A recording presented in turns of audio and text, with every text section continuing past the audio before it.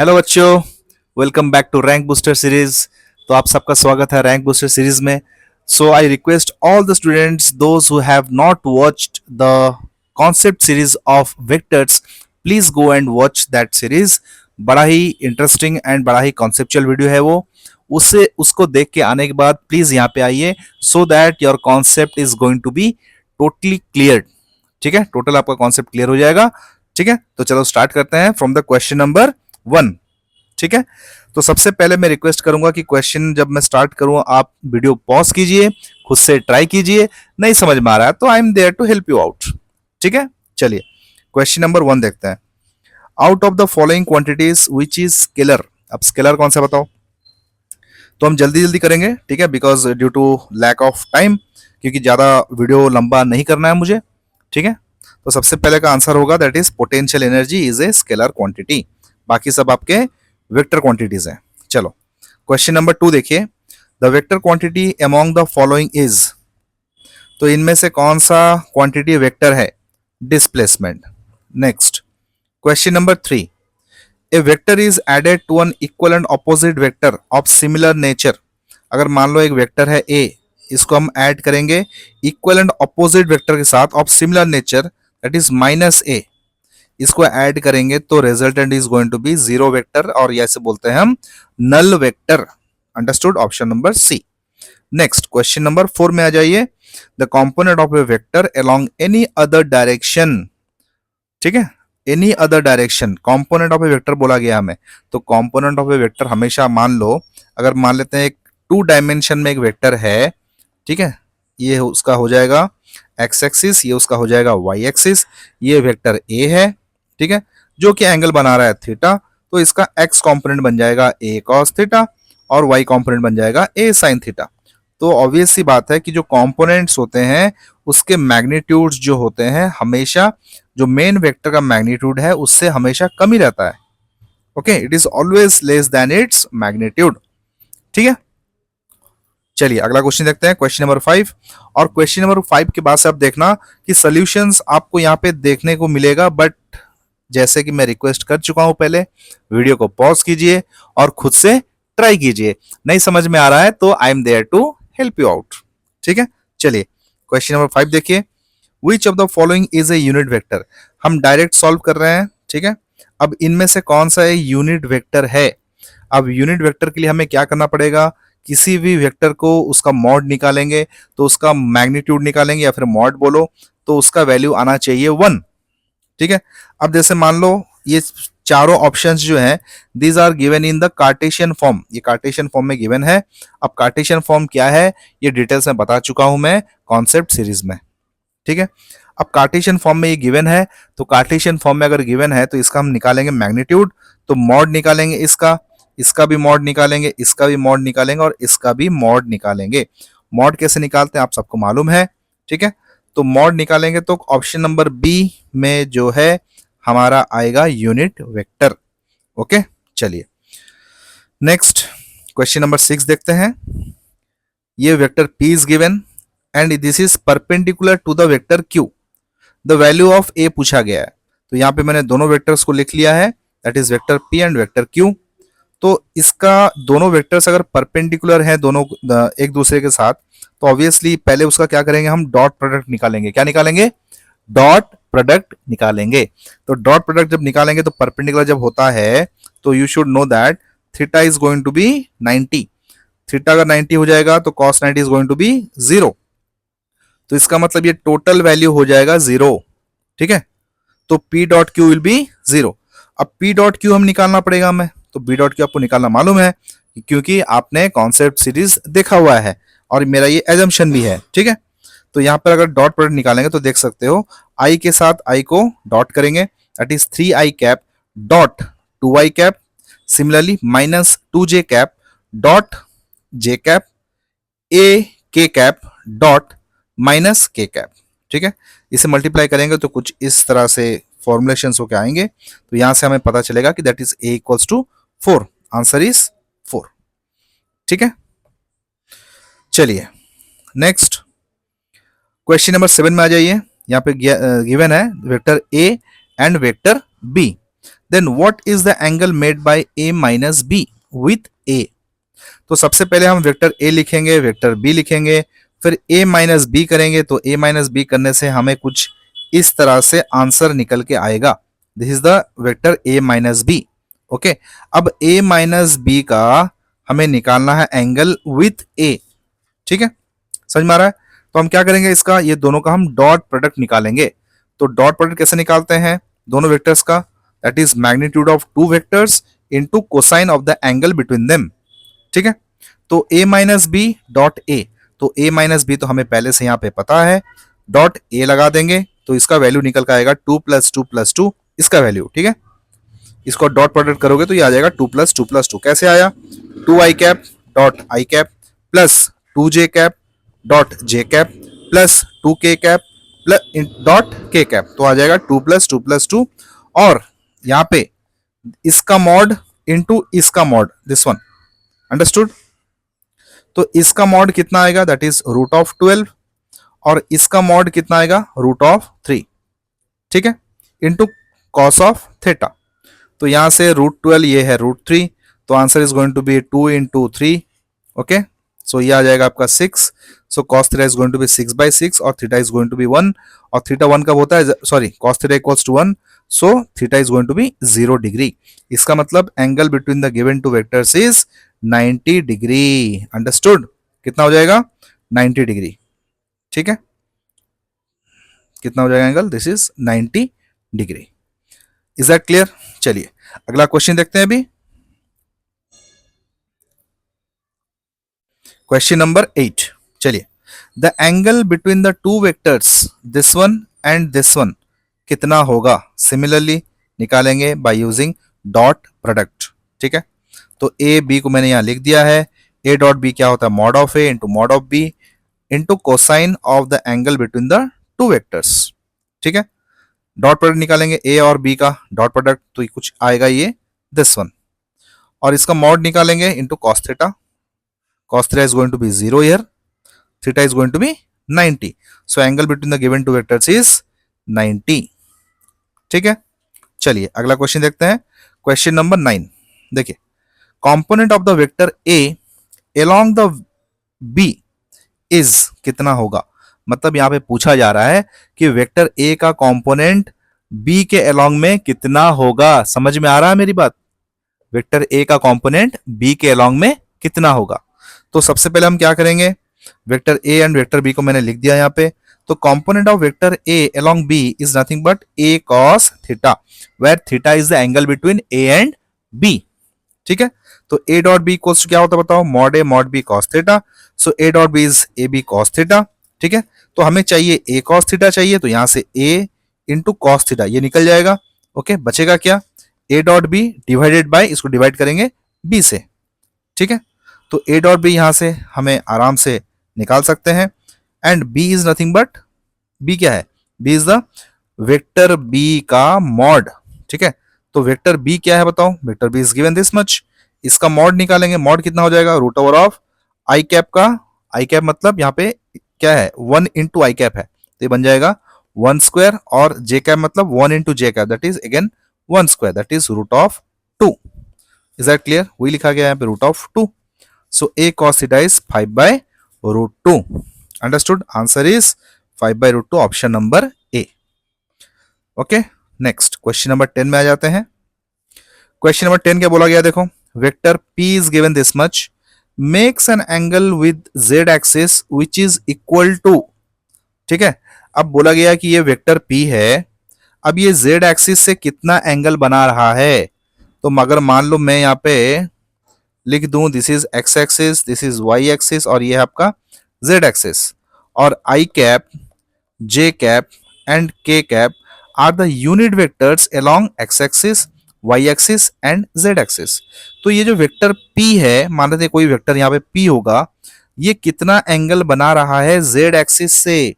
ठीक है, तो हम क्या करेंगे, वेक्टर P का जो वैल्यू है डॉट करेंगे किसके साथ? k के साथ, k कैप। ठीक है, क्योंकि z एक्सिस में क्या है? k कैप तो है ना। ओके, सो P को मैंने यहाँ पे लिख दिया, और z एक्सिस पे जो वेक्टर है that is vector k cap जो है यूनिट वेक्टर, उसको मैंने नाम रख दिया दैट इज वेक्टर Q। ठीक है, जिसका मैग्नीट्यूड कितना है, 1 है। अंडरस्टूड। तो P डॉट क्यू करेंगे, तो P डॉट क्यू, क्योंकि हमें एंगल, हमें क्या चाहिए, हमें चाहिए एंगल। ठीक है, तो P डॉट क्यू क्या हो जाएगा बताओ, P dot Q is going to be, ये जो P का वैल्यू है डॉट, और Q का वैल्यू कितना बताओ, Q कैप का, दैट इज K कैप। ठीक है, तो इसका डॉट प्रोडक्ट करेंगे तो कितना आएगा, क्योंकि ये इस आई कैप, तो यहाँ पे इसके पास तो आई कैप नहीं है, इसके पास जे कैप भी नहीं है, ओनली के कैप है, तो हम क्या करेंगे, के cap 4 root 2 K cap, 4 root 2 K cap dot के कैप, तो ये आंसर आ जाएगा 4 × √2 ओनली, इसका डॉट प्रोडक्ट। ठीक है, that is equals to mod of P mod of Q into cos theta, ये मालूम है हमें, क्योंकि क्यू वेक्टर क्यू जो है that is a unit vector. ठीक है, तो इसका मॉड कितना आ जाएगा, mod is going to be 1। Okay, तो इसका मॉड कितना आ जाएगा, दैट इज गिवन एज 10।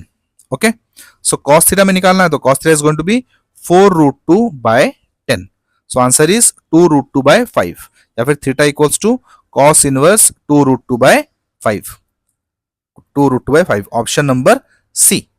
ठीक है, चलिए अगला क्वेश्चन देखते हैं, क्वेश्चन नंबर 11 आ जाओ। तो यहां पे गिवन क्या है देखो, which of the following is the unit vector perpendicular to A and B. क्या बोला गया यहाँ पे, इसमें से कौन सा यूनिट वेक्टर है जो कि परपेंडिकुलर है ए और बी से। ठीक है, तो सबसे पहले हम क्या करेंगे, ए क्रॉस बी निकालेंगे। मेरी बात समझ में आ रही है, तो ए क्रॉस बी क्या होता है बताओ, mod of A into mod of B into sine theta, where theta is the angle between A and B, and N cap into N cap, where N cap is a unit vector. Understood, and this unit vector is perpendicular to A as well as perpendicular to B। ठीक है, तो हमें ये unit vector n cap ही निकालना है जो कि perpendicular A और B दोनों से हो। तो where n cap is the unit vector perpendicular to both A and B, तो हमें n कैप कैसे निकालेंगे बताओ, n cap is going to be A cross B divided by ये जो वैल्यू है, सॉरी दिस टोटल वैल्यू, इसको नीचे लेके आ जाएंगे। ठीक है, या तो हम लिख सकते हैं n cap equals to A cross B divide by mod A, vector of mod A and vector B का मॉड, तो हम सिंपली उसे A into B into sine theta लिख सकते हैं। Understood, the answer is going to B option number A. Is that clear. Question number 12, देखो क्या पूछ रहा है यहाँ पे, conditions under which vectors A plus B and A minus B are parallel. तो क्या बोला गया हमें, ऐसा कौन सा कंडीशन है जिसमें a plus B and a minus B parallel हो। यहाँ पे a जो है ये वेक्टर्स हैं, ठीक है ना, these are all vectors, vector a plus vector b and vector a minus vector b, ये आपस में पैरेलल होना चाहिए। तो सबसे पहले हम लिखेंगे कि for vectors a plus B and a minus B to be parallel. ठीक है, हम क्या लेंगे पहले, अगर दोनों पैरेलल हैं तो इसका मतलब दोनों का क्रॉस प्रोडक्ट जो है ये जीरो आना चाहिए, क्योंकि साइन ऑफ द एंगल दोनों में कितना आना चाहिए, zero, and theta is going to be zero and sine zero is zero, तो क्रॉस प्रोडक्ट दोनों का क्या आएगा, जीरो। तो क्रॉस प्रोडक्ट जीरो आएगा, तो क्रॉस प्रोडक्ट को हम यहाँ एक्सपैंड करेंगे। देखो दैट इज ए क्रॉस ए, यहाँ लिखा मैंने, देन ए क्रॉस माइनस बी, यहाँ लिखा मैंने, देन बी क्रॉस ए, यहाँ पे लिखा मैंने, then B cross minus B, यहाँ पे लिखा मैंने। ठीक है, तो यहाँ पे ए क्रॉस ए तो ये आपका जीरो आ जाएगा, बी क्रॉस बी भी जीरो आ जाएगा, क्योंकि cross product of the two similar vectors और two equal vectors is always zero. ठीक है, ये हम कॉन्सेप्ट सीरीज में बात कर चुके हैं। ठीक है, so now this is going to be minus A cross B और ये है प्लस ए क्रॉस बी। तो क्योंकि आपको मालूम होना चाहिए, कॉन्सेप्ट सीरीज में मैंने और एक चीज बताया था आपको कि क्रॉस प्रोडक्ट जो है कम्यूटेटिव लॉ फॉलो नहीं करता, मतलब A cross B is not equals to B cross A. ठीक है, तो हमें अगर लिखना है तो हम क्या लिखेंगे, ए क्रॉस बी को अगर हम लिखना चाहें तो हम लिख सकते हैं minus of B cross A लिख सकते हैं। ठीक है, तो अगर यहाँ पे ए क्रॉस बी दिया है या फिर बी क्रॉस ए दिया है तो हम इसे लिख सकते हैं minus of A cross B लिख सकते हैं, तो ये हो जाएगा minus of 2 times of A cross B. ठीक है, तो this must be equals to zero. अब 2 तो जीरो होगा नहीं, बचा क्या, ए क्रॉस बी, तो A cross B equals to zero. A cross B equals to zero का मतलब तो यही है ना कि ए और बी के बीच में एंगल कितना होना चाहिए, 0 डिग्री, मतलब ए और बी दोनों पैरेलल होना चाहिए। ठीक है, तो condition is A is parallel to B, option D. I hope this is clear to you. चलिए आ जाते हैं क्वेश्चन नंबर 13 में। The forces which meet at one point but their lines of action do not lie on one plane are called. क्या बोला गया है कि the forces which meet at one point, ठीक है, the forces which meet at one point but there line of action do not lie on one plane are called. For example मैंने यहां पे लिया है, देखो X axis, Y axis and Z axis पे तीनों फोर्स लिया है जिसका लाइन ऑफ एक्शन क्या है, सेम है, ठीक है। ये F1 है, this is F2, this is F3। Okay, line of action are same, ठीक है, लाइन ऑफ एक्शन या फिर which meet at one point, okay, meet at one point. तो अगर ये तीनों एक ही पॉइंट पे मीट कर रहे हैं तो हम इसे बोल सकते हैं दीज आर कॉन्करेंट वेक्टर्स।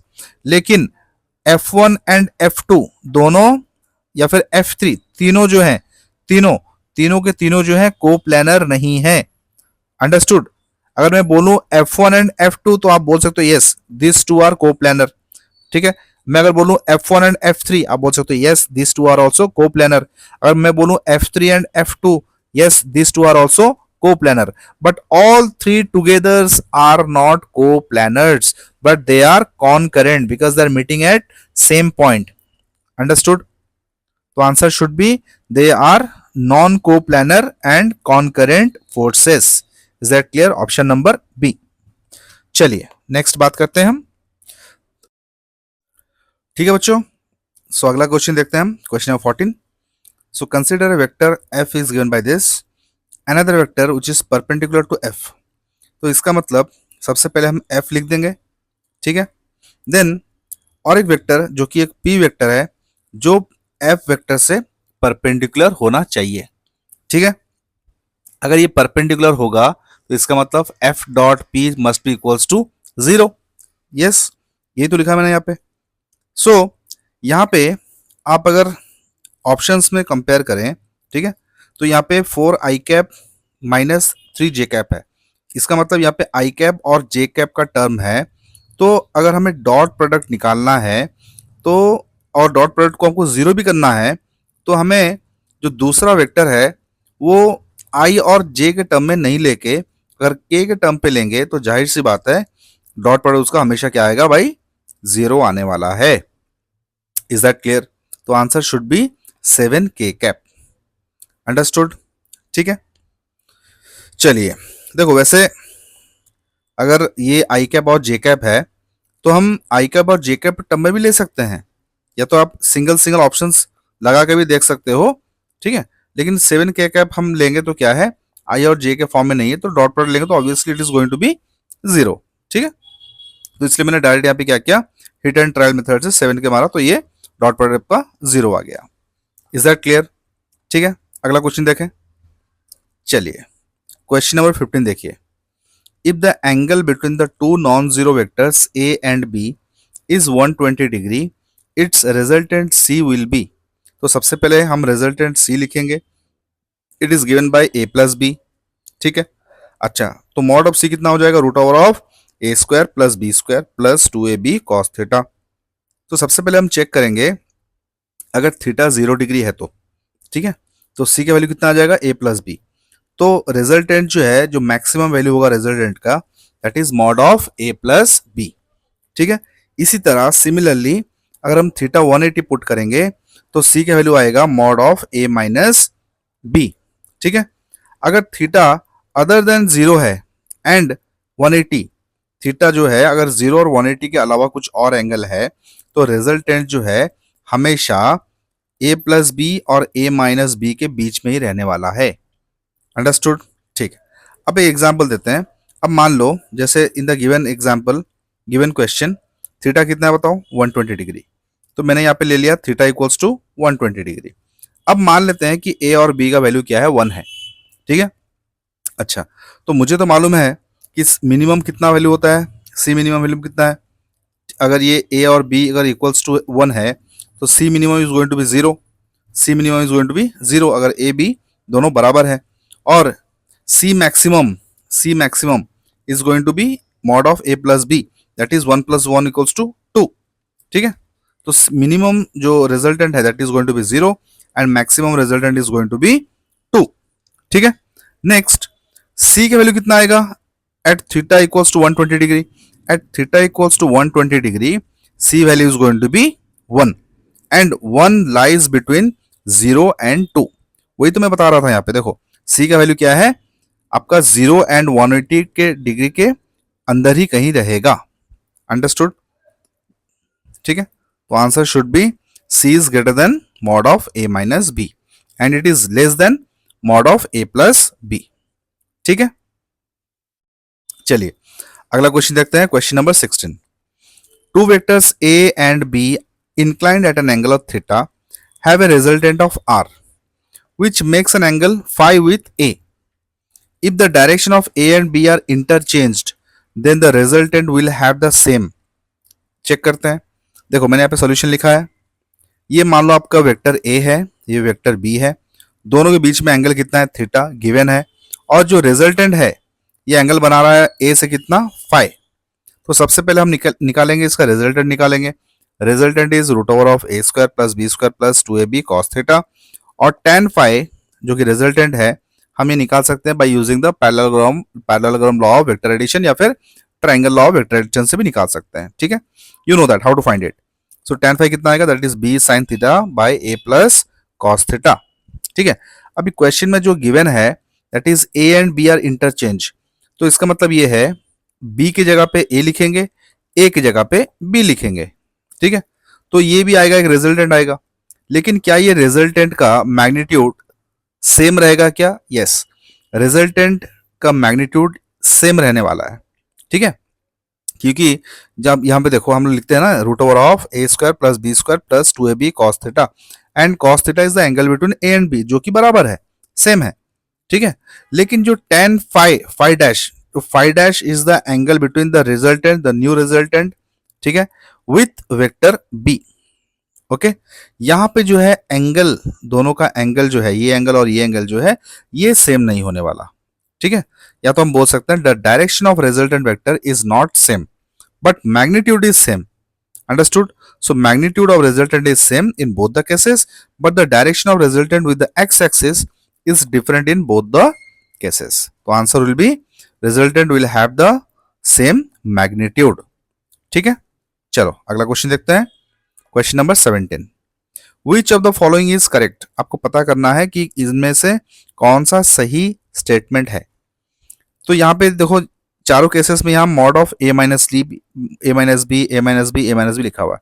तो सबसे पहले हम mod of A minus B calculate कर लेते हैं. ठीक है, तो A माइनस B क्या होगा बताओ. It is root over of A square plus B square minus 2AB cos theta. क्योंकि अगर मान लो ये A है और ये मान लेते हैं B है, दोनों के बीच में एंगल थीटा है, तो माइनस B किधर होगा, minus B will be like this. ठीक है, तो अब ये दोनों के बीच में एंगल कितना होगा, that is 180 minus theta, and cos of 180 minus theta is minus cos theta. ठीक है, तो इसलिए आ गया यहाँ पे माइनस. अगर मान लो for theta equals to 0 and A equals to B equals to 1 अगर है, ये हम लोग का एजम्पशन है. ठीक है, तो mod of A minus B कितना आएगा बताओ. It will be root over of A square plus B square minus 2AB.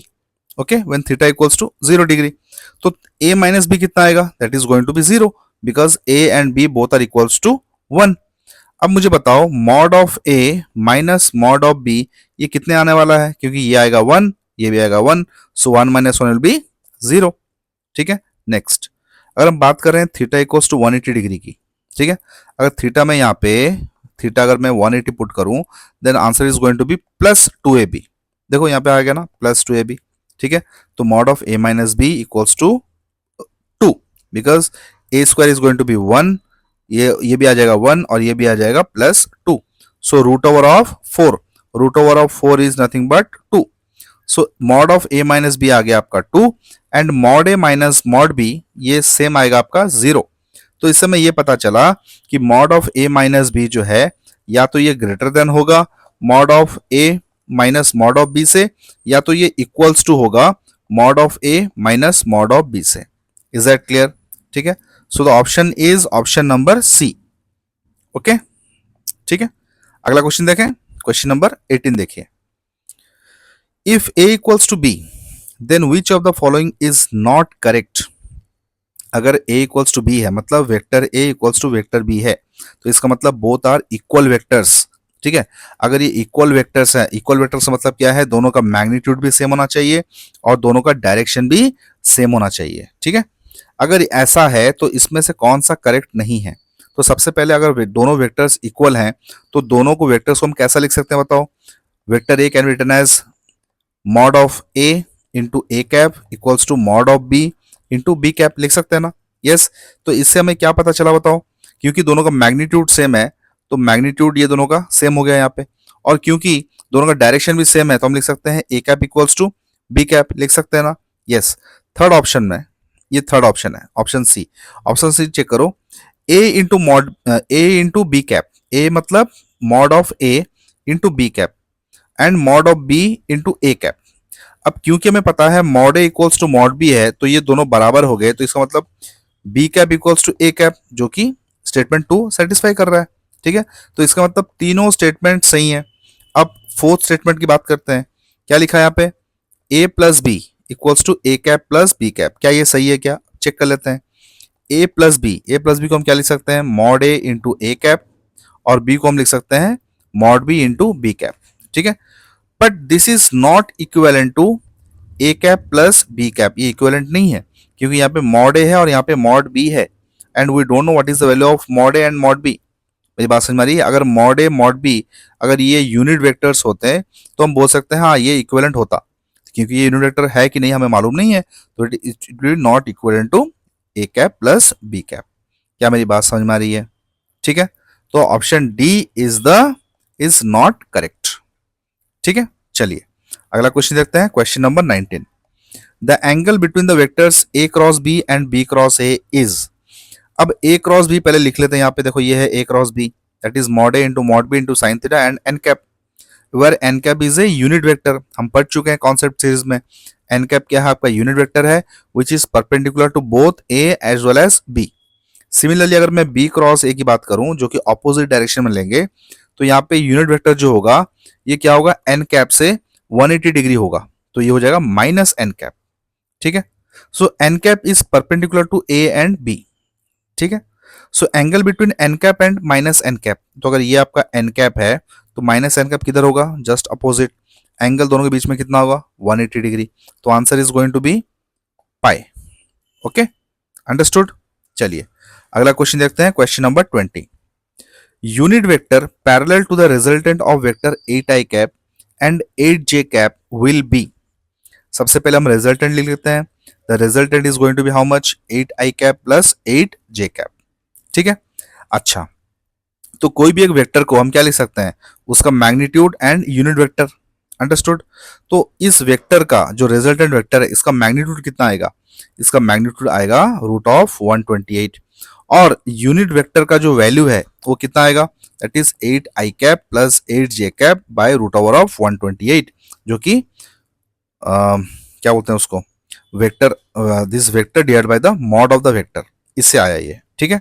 तो यहाँ पे यूनिट वेक्टर आपका निकल के आया I cap plus J cap by root 2। Understood. ठीक है, जो कि आना भी चाहिए। ठीक है। तो ये आ गया आपका वेक्टर, यूनिट वेक्टर का वैल्यू। ठीक है, this is the unit vector. Understood.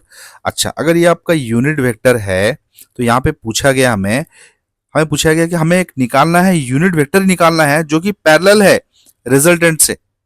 तो मतलब अगर रिजल्टेंट से पैरेलल है तो रिजल्टेंट का डायरेक्शन किधर है? आर कैप की तरफ है ना डायरेक्शन इसका। ठीक है। तो जो यूनिट वेक्टर होगा तो वो भी इससे भी तो पैरेलल होना चाहिए। यस। और उसका जो यूनिट वेक्टर निकालने को हमको बोला गया है, उस यूनिट वेक्टर का वैल्यू इस वाले यूनिट वेक्टर के साथ सेम होना चाहिए। Yes, understood. तो क्योंकि ये वैल्यू सेम नहीं है, देखो यहाँ पे जितने वैल्यूज दिए गए हैं ये सेम नहीं है, ये कुछ और है, ये कुछ और है, ये कुछ और है। ठीक है, लेकिन वैल्यूज हम लोग कितना आया है?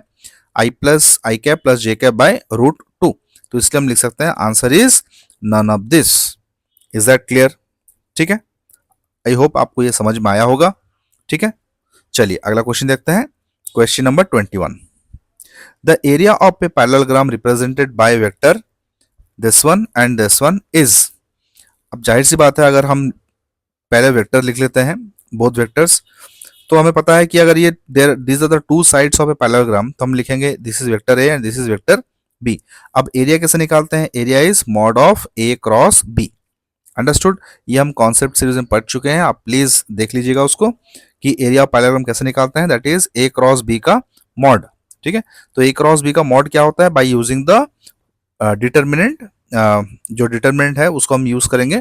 ठीक है, तो डिटर्मिनेंट्स में हम जब यूज करते हैं तो ए क्रॉस बी कुछ इस तरह हम ड्रॉ करते हैं, आई कैप जे कैप के कैप लिखते हैं, और यहाँ पे ए का कंपोनेंट लिखते हैं और यहाँ पे बी का कंपोनेंट लिखते हैं। ठीक है, तो ए क्रॉस बी यहाँ पे कुछ ऐसा आया, दैट इज 8 के कैप माइनस 3 के कैप, जो कि आया आपका 5 के कैप। ठीक है, और इसका मॉड अगर निकालेंगे तो मॉड इसका भी निकालना पड़ेगा, तो इसका मॉड कितना आ जाएगा? That is nothing but 5 units. Understood? तो answer is going to be 5 units. I hope this is clear. Question number 22 देखते हैं, चलिए। A vector is represented by 3 I cap plus J cap plus 2 K cap, it's length in X Y plane. क्या पूछा गया है? इसका length निकालने बोला है एक्स वाई प्लेन में। तो सबसे पहले हम वेक्टर को लिखेंगे यहाँ पे, गिवन वेक्टर। अब इसका length along X Y plane क्या आएगा बताओ?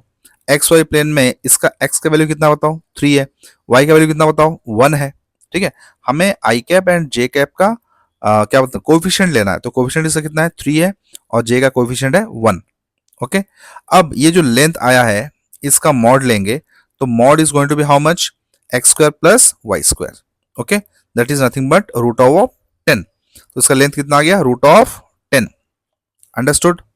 ठीक है, this is the length in the x Y plane. Next question number 23 देखते हैं। What is the angle between P plus Q and P cross Q? Understood? ठीक, तो सबसे पहले हम क्या करेंगे? एक रिजल्टेंट निकालेंगे। ठीक है, the resultant is given by P plus Q. Okay, तो यहां पे आ जाओ, ये आपका एक्स एक्सिस है, ये आपका वाई एक्सिस है, तो ये वेक्टर पी है और ये वेक्टर क्यू है। तो सबसे पहले हम निकालेंगे, अगर P and Q are in the x Y plane, then vector R किधर होगा बोलो? वेक्टर आर भी तो इसी प्लेन में होगा ना, vector R will also be in the this plane. Okay, ठीक है।